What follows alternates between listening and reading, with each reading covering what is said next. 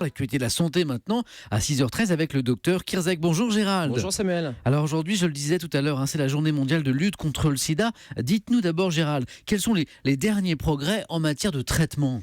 Ce sont les fameuses trithérapies qui permettent de dire aujourd'hui, ça fait des décennies maintenant qu'on les connaît, mais elles se sont améliorées. Ça permet de dire aujourd'hui qu'on peut être porteur du VIH, du virus du sida, et ça ne veut plus dire qu'on est condamné. Notamment quand on est capable, grâce à ces trithérapies, d'avoir une charge virale indétectable. Ça veut dire quoi ? Ça veut dire la quantité de virus qui n'est plus détectable dans l'organisme, et ça permet d'espérer une espérance de vie de plusieurs décennies.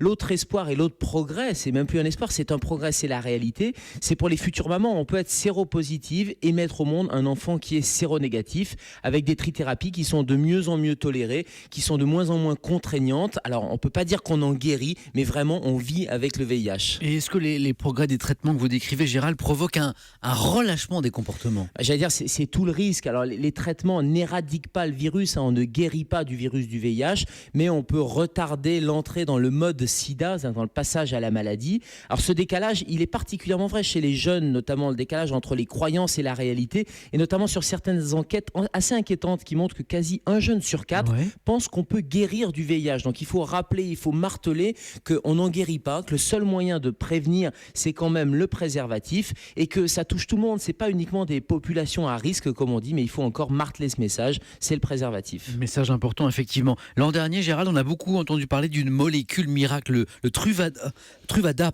Qu'en est-il ? Alors oui, c'est vrai que ça a été un peu présenté comme la molécule miracle, et notamment la molécule préventive. Ça venait d'une étude clinique, l'étude Hypergay, qui montrait que prendre ce traitement avant un rapport sexuel, ça protégeait de la transmission. Alors c'est une étude qui a donné beaucoup d'espoir, qui est réelle, mais ça ne fonctionne pas à 100%. Et prendre ce cachet de Truvada avant un rapport sexuel, cette PrEP, comme on dit, cette prophylaxie pré-exposition, eh bien ça ne marche pas à 100%, donc c'est en plus des autres moyens. Et puis le vaccin thérapeutique, on n'y est pas encore non plus, il est thérapeutique, il n'est pas préventif. Donc là encore, préservatif.